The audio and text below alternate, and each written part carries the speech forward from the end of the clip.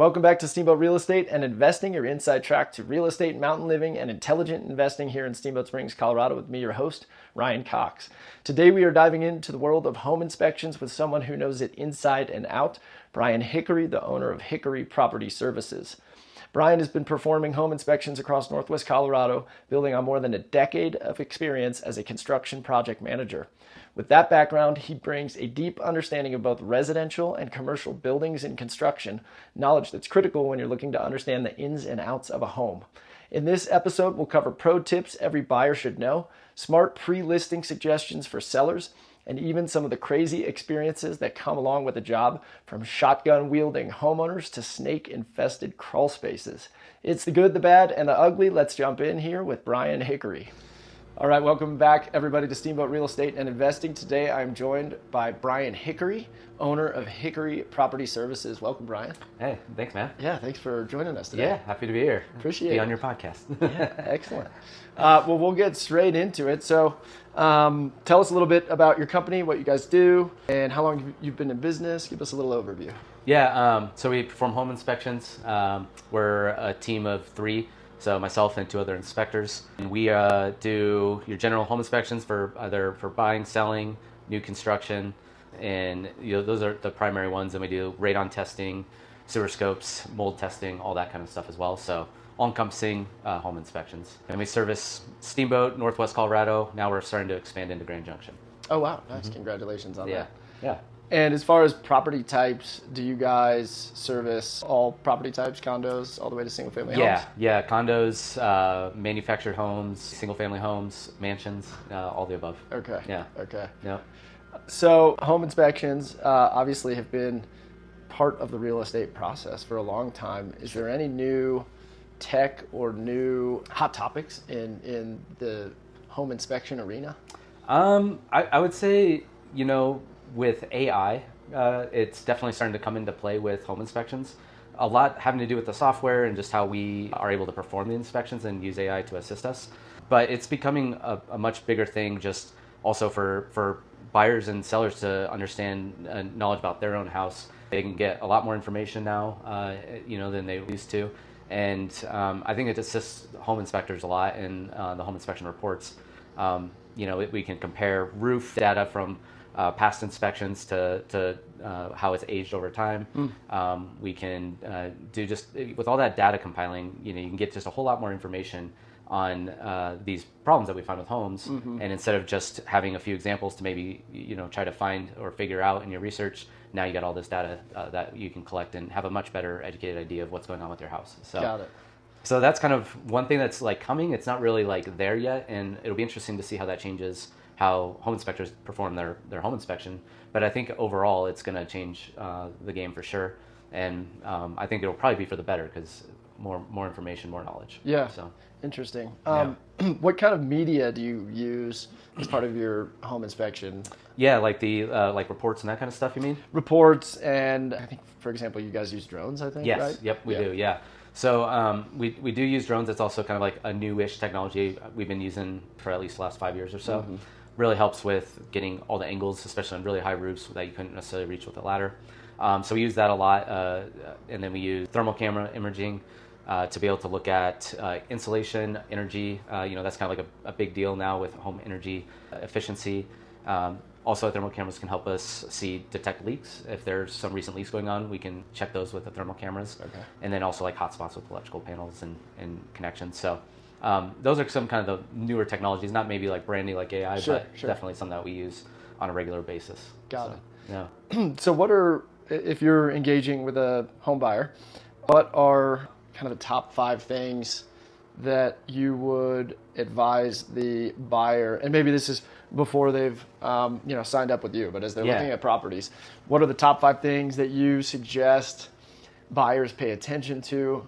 And of course, it's going to vary. Let's just say it's a single family home. Yeah. Here in Steamboat, what are some of the common recurring themes that you see, and what do you encourage buyers to really pay attention to as they're starting that process? Yeah. I think for this area, particularly in Steamboat, roofs are a really important part of the house, and not only are they one of the most costly things to replace or repair, but they get the most damaged and they can cause the most havoc in a house. So, when you're going around, before you even get to the process of hiring an inspector or maybe even putting an offer on the house, just look at the roof, just get a general idea of what that looks like, because those are some big ticket items, and those are important things. So you'll want to have an idea of, like, just up front, like, hey, this looks like it might be old. Let's make sure we have this looked at thoroughly. The foundation, obviously, if you can see stuff, if you see some major, concerns, like major cracks, not just little thin cracks, but things that, like, are going to take more than a typical repair. Those are just, like, some kind of key things you can look at. You can look at the drainage of the house, especially, like, newer homes. All the older homes have really poor drainage that has to be addressed usually, but those are things you can just see as you're walking around the house. And then just look at, like, the furnace, the water heater. Are they super old? Or the boiler? Those are just, like, quick things that you can get an idea of, like, even if it's working now, you just know in the back of your head, is this house going to be somewhere, like, I know in the future I'm going to need to be replacing these things. And that can give you a pretty good idea just up front of some of your big ticket items. Yeah. Even windows. I mean, windows are things that are easy to see, and you can tell if they're pretty old or if they're doing all right. Yeah. So. What, as far as roofs, have you seen any recurring themes on materials? Because obviously there's several different types of roofs. You got the composite shingle, EPDM, standing seam. Yeah. What have you noticed any recurring themes with any materials? Are there any that you say really dig into the roof if it's this type of roof? Any? It's a good question. Around here, the very standard to have either composite asphalt shingle roofs or a metal roof, whether it's lap seam or standing seam. Yeah. And those things are all, like, if they're installed well, very durable, don't really have any issues. But common themes given in the area too, no matter what kind of roof you have, ice dams are a problem. Yeah, and definitely. And so, like, at the valleys, at the perimeter, you can kind of see if there's been a lot of damage at those areas, because that's where the ice builds up and will tear a roof apart. And even if you own a home or you're not looking for a home, those are, like, some just every spring, go take a look at your roof after everything's melted and see how it's looking, because there's probably some little spots that might need to be repaired. Yeah. And it'll save you from a roof leak in the next winter when that comes. Yeah. So, yeah, definitely those things are common. And, if you have to put up heat tape, there's a lot of ways to battle it, but those are pretty common themes. Common components, yeah. On my personal residence, my home, I think my roof's 7 years old, and certain parts of the roof just take a beating. Yeah. And I've got shingles hanging off of the edge of the fascia, the last two springs. But it's a really well-built house, solid roof. But I think bottom line is people who haven't owned property in Steamboat or a mountain environment, the roof is a really big deal. Yeah. Drainage, as you said. We get on average, 350 inches of snow, 330 inches of snow every year. That's a lot of snow. Yeah. That's a lot of pressure on the roof, and eventually a lot of melt off. Yeah. A lot of water. A lot of groundwater. It's amazing, actually, that the roofs hold up as well as they do. Yeah. Because it's just the winters are so harsh here. And, and that's a lot of times, like, people ask me, like, when we're going through the inspection, like, if I can get this roof repaired or if I'm going to replace it, who should we go with? And, I understand that a lot of contractors out of town can be cheaper, but if there's one area you do not want to go out of town and don't hire another contractor from out of town, is a roofer. Yeah. Because we just deal with so much different weather and extreme components that it really does make a difference. And, like, there's just been so many times where I've come up to a house after someone's bought it and they're like, we just had this roof put on 2 years ago or a year ago, and they're already having roof leaks. Yeah. And if it's from an out-of-town roofer, it's not that they're, like, bad, they did a bad job, it's just they don't understand, like, all the complexities. Some of the nuance. Yeah, some of the stuff. Yeah. So, but yeah, lots of groundwater. So those are pretty hefty things that our houses deal with every winter. Yeah. So let's say a homeowner gets an inspection with you and they have issues on all of those items. I think in an inspection that you provided to one of my clients recently, I want to say that you had a tool. Is it called Pricer? That estimates the cost of repair. Is that right? Yeah, that's a service that we do provide. Not everybody does provide that inspector-wise, but that's something that we do. It's a super valuable tool. It provides, like, a breakdown of all the important repairs or defects that we find, and it gives a price on those. So you get a general idea of a ballpark, and it's based on the area, so it kind of helps with, we have a higher price area for contractor costs, for labor costs, material costs, all that's higher than, say, in the Front Range or in Denver. So it's going to give you an idea of what your costs are up front when you go to buy that house and what to realistically expect. Not that you have to take care of everything, but some of those bigger ones, and it helps you as a realtor, them negotiate and give their clients a pretty good idea of what they can expect for repairing some of these things. The other thing that we started doing, which is pretty new in the last couple weeks, is we've teamed up with Homebinder, which is a company that works with Repair Pricer as well. But they take our reports and then they provide that Repair Pricer. They also help out with setting up utilities if the client wants those. And then in addition, helps send maintenance reminders throughout the year for them as they own the house. And so that way they're like, hey, it's time to change your furnace filters. It's time to clean your gutters. It's time to do these things that often we know in the back of our head, but maybe we forget. It's a nice little reminder. So it's just an extra thing that helps out homeowners when they purchase their house. Is that a monthly subscription, or is that they work with you and then they're signed up for it? Yeah, it's free. There's basically how they do it is they work with the clients, and I think based on the different contractors and stuff that they work with, they're able to offer at least a free service. I think there are some options you can upgrade and pay if you want to, but the initial service is free. Homebinder, homebinder.com. Yeah, check it out. Nice. I'll have to check that out. Yeah. So when a buyer engages with you, I assume your cost structure varies. Yeah. Can you talk to us just a little bit about pricing? Yep. And how your services are priced depending on the property? Yeah, so we base it on square footage. Okay. And so, a condo is going to be a lot cheaper. Single family home is going to be a little bit more. And our base costs, you typically start around $400 for a condo, and then for a home starts I think at $600. And then, it just kind of increases based on square footage and also with any things you'd like to add. Most people who get a home inspection in this area get the general home inspection and then a radon test because we have high levels of radon. And it's a pretty standard thing for a lot of homes to have and is a health concern. So a lot of people get that. And the sewer scope, at least with the home, not so much with the condo. Those are always important things because if there's an issue with your sewer line, it costs tens of thousands of dollars sometimes. Yeah, that's a big ticket item. Yeah, so those are things you can add on. And the mold test is something we do as well, testing. It's very valuable, but obviously not every house has home. We're not in the South here where every house is dealing with major mold issues. Yeah. But as we were talking about earlier with all the groundwater issues and things, crawl spaces and attics here can tend to get some mold if they're not encapsulated well. So those are things that we offer as services. And it's just kind of, mold is one of those things that can affect somebody, and it'll affect me personally as I'm in the house and I can feel it. And then you, who maybe has never been exposed to mold before, never had health issues with it, could be perfectly fine and have no problems and never understand that you can have an issue in your house. So it's a very interesting thing, but it's becoming much more of a, I think it's become better understood, as we kind of just start to understand building science, the effects of mold and how those health effects impact people in different ways. I walk in any house, I'll never maybe if it's super heavily filled with mold, then I'll feel it. Yeah. But other than that, I'm not a person that gets affected by it. But everybody's a little different. So, interesting. Yeah. So, people hear that word often, and I think that it's a scary word. Alarm bells, red flags. It's very scary. But it can be effectively remediated. Easily. Right? Yeah. Easily.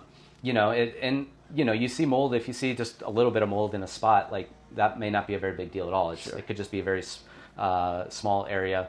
The more concerns that we have is when it's pervasive, if it's throughout the whole crawl space, or that's why we do the test, because sometimes we can't see everything if it's behind walls. But you're going to have mold in your house no matter what. There's mold outside and there's mold inside, and so when we do a mold test, we get a control sample outside to understand what molds are out there and what molds are in your house, so you have a base to understand, are you in similar line with that, or are you way off? Okay. And so there's a variety and a range, but just because you have mold in the house doesn't necessarily mean you're going to be super impacted. It really depends on how much, the types of molds that are in there, and how you react to it. So it is a scary word, but it's also kind of one of those things that every house deals with it. Yeah. Another one that I think I was representing the sellers, and you inspected. You did water quality test. Oh yeah. Mm-hmm. And we had a little bit of coliform in the well, and I met the folks who manage the well there at the property, and hear this term, shocking the well. Yeah. And I was surprised to to see the process, and it's literally as simple as just pouring a little bit of bleach. Just put bleach in there Into the water. Yeah, isn't that so I was crazy? expecting a little bit more, I suppose, sophistication, scientific, but that solves the issue. Yeah. And then we retested, and I think it was good. Yeah. But that's just an example of another service that you provide, water quality testing. Yeah, on rural properties primarily. The city of Steamboat, their water's really good water. We don't really ever have a concern with that. But rural properties, if you have a well, for sure. Yeah. Mm-hmm. Yeah. So on the flip side, and maybe it's just an inverse of everything we just discussed, but if somebody's getting ready to list their property, if you have the opportunity to get in front of a seller, or if you're giving advice to family or friends, what do you suggest that people do in advance of listing to prepare their property for sale, mitigate issues in the inspection report?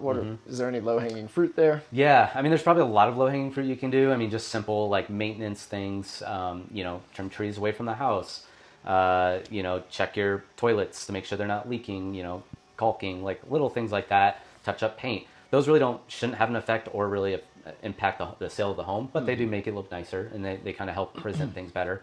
Like a fresh coat of paint just like does wonders. Goes a long way. Yeah, so paint your house.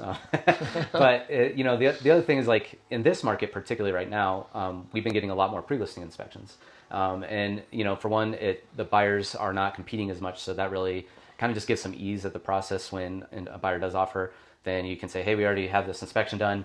You can go hire somebody else if you want. But the nice thing is the sellers already know, like, what are the issues with their place, and they're not going to be shocked. And every house is going to have issues. There's no perfect house, even a brand new build. But it's always good to know. Just be prepared of like what are some of the bigger items. Helps you probably price things a little bit and knowing what to expect. They're going to ask. Yep. But then too, like, it just reduces that, like, the emotional wave train, right? Because there's just so much emotion involved with the sale of a home or purchasing a house. Everybody's high on like pins and needles, just like what's next, what's going to happen, what's going to like fall apart. Yeah. And that's just like one way to kind of like smooth it out. And if there are big ticket items, or just not even big ticket, but important things like smoke detectors, carbon monoxide detectors, GFCI, ground fault protection receptacles in your kitchen or bathrooms, like those are very simple things that you can put in your house that are safety things that will just automatically make everything that much smoother when you do get an offer and they do get an inspection or they take your inspection report. So we've been having a lot of that. So obviously not everybody wants to probably pay for that. I understand that, but if you want to have like that kind of process and education about your house, that's a great way to do it. But other things are like just knowing the age of your roof, knowing the age of your furnace, knowing the age of your water heater. Those are all things that like can be things that people ask for.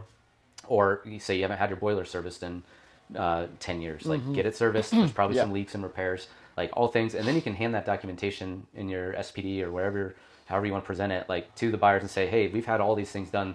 We're responsible homeowners, right? And like half the thing is just building trust. Like if you can have enough trust and confidence as a buyer going in, going like, these guys take care of their home. They were proactive in their approach. They weren't reactive. Yeah. And that really, I feel like, would help out a lot of people. Yeah, so. I totally agree. I think probably on half of our recent listings, we've done pre-listing inspections. Yeah. And I think the homeowners, most of our homeowners and clients are generally receptive to that. It allows you to be more on the front foot when you're selling, as opposed to reacting and kind of wondering what's going to come out of this inspection. And you can address some or all of the items or none of the items, but at least and you can develop a strategy to engage with the buyer and the buyer's broker to get across or over that hurdle. So I totally agree. I think that's a great way to go. Yeah. All right, so I bet you've seen some really weird stuff, some funny stuff, some strange stuff, some scary stuff in your years of inspections of homes throughout Routt County. Yeah.